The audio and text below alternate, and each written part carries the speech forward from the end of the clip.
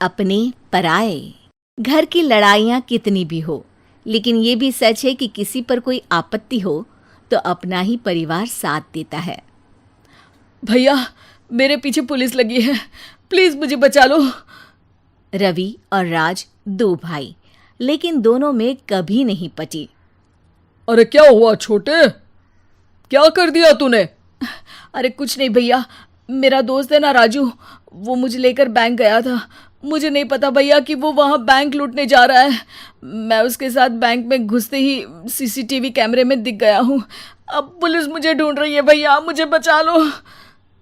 राज कुछ सोचता है, फिर कहता है, ओके, तुम यहीं रुको, मेरा एक दोस्त पुलिस में है, मैं बात करता हूँ। तभी वहां रवि की बीवी राज की बीवी के साथ आ जाती है। तुम लोगों के घर जब तक पुलिस का आना जाना है, बच्चों को यहीं छोड़ दो, उन पर असर ठीक नहीं पड़ेगा। तभी वहां पुलिस आ जाती है। चलो चलो, कौन है रवि, थाने चलो। मैंने कुछ नहीं किया, मुझे कुछ नहीं पता।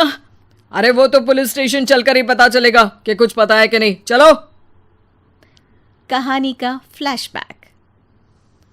भैया, मुझे मेरे मकान में हक चाहिए ही चाहिए। अरे लेकिन छोटे, अभी मेरे बच्चों पर काफ़ी खर्चा है, तेरी भाभी की भी तबीयत ठीक नहीं रहती, बजट बिल्कुल नहीं है कि मैं अलग होकर रहूं। देख लो भैया, 1 महीना है तुम्हारे पास, जल्दी से घर खाली कर दो। अरे कैसी बात कर रहे हैं भैया, मेरे शरीर में अभी इतनी हिम्मत भी नहीं कि घर को खाली करे। तो क्यों अपना पोषण बेचा भाभी? अरे तुम तो जानती हो, पिताजी की बीमारी के कारण उन्हें हमारी ज़रूरत थी, कैसे आते पैसे। ससुर जी तो बूढ़े थे भाभी, उनकी बीमारी में भी पैसे लगाना कौन सा अकल का काम था। तो क्या पिताजी को मैं मरने के लिए छोड़ देता? अरे रवि, तू तो समझ, पापा को हमारी ज़रूरत थी, उन्होंने हमारे लिए हर वो काम किया जिससे हमें खुशी मिले। बैक टू रवि, जो जेल में बैठा है। ये मैंने क्या कर दिया था? मैं ना पिता का हुआ ना ही भैया का। मेरे साथ जो हो रहा है ठीक ही हो रहा है। तभी वहां पुलिस वाला आता है। रवि, तुमसे कोई मिलने आया है।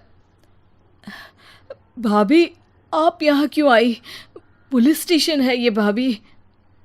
भैया, आपकी जगह मेरा भाई होता तो क्या मैं नहीं आती? अच्छा, ये खाना ले लीजिए, खा लीजिएगा। आपके भैया लगे हैं वकीलों और पुलिस वालों से बात करने में, डरने की कोई बात नहीं। जब आपने गुनाह किया ही नहीं तो सज़ा भी नहीं मिलेगी। रवि भाभी को देखकर रोने लगता है। घर में साक्षी चुपचाप बैठी होती है कि तभी सोनम कहती है, अरे साक्षी, क्या हुआ, परेशान क्यों हो रही हो? भाभी, अभी अभी पुलिस स्टेशन से खबर आई है, इन्हें बड़े जेल में शिफ्ट किया जा रहा है। मैं क्या करूंगी भाभी? रो मत, हम अच्छे से अच्छा वकील करेंगे। लेकिन उसमें तो बड़े पैसे लगेंगे दीदी, हम इतना पैसा कहाँ से लाएंगे? अरे क्यों, ये मकान है ना, और मेरे कुछ गहने भी हैं। साक्षी की आंखों में पानी आ जाता है। पर दीदी, ये तो आप और भैया की मेहनत की कमाई है। पापा के बाद भी तो हम लोगों का सब खत्म हो गया था। पापा को तो बचा नहीं पाए, लेकिन भैया को ज़रूर बचा लेंगे, और भगवान चाहेंगे ना तो दोनों भाई मिलकर इससे भी बड़ा मकान खड़ा कर लेंगे। साक्षी। थोड़ी देर में राज वहाँ आता है। सोनम सही कह रही है साक्षी, पैसों की कमी के कारण किसी भी बेगुनाह को सज़ा नहीं मिलती। राज एक अच्छा सा वकील करता है। सोनम और साक्षी बचाए पैसे और अपने गहनों को बेचकर रवि का केस लड़ते हैं और जल्द ही रवि जेल से बाहर आ जाता है। रवि राज को गले लगाकर कहता है, भैया मुझे माफ़ कर दो, मुझे साक्षी ने सब कुछ बताया है। भैया, आपने मुझ पर विश्वास किया, मेरे लिए दिन रात मेहनत की, भाभी ने अपने गहने तक बेच दिए। भैया, आपने तो पापा के लिए भी पैसे नहीं देखे, लेकिन मैं बहुत ही सेल्फिश निकला। भैया, एक आखिरी बार मुझे माफ़ कर दो, मैं शर्मिंदा हूँ। अरे भाई, अपने तो अपने ही होते हैं, पापा ने हमारे लिए क्या नहीं किया ये तुम्हें बताने की ज़रूरत नहीं है मुझे। और फिर तू तो मेरा भाई है, पैसे से बढ़कर रिश्ते होते हैं भाई।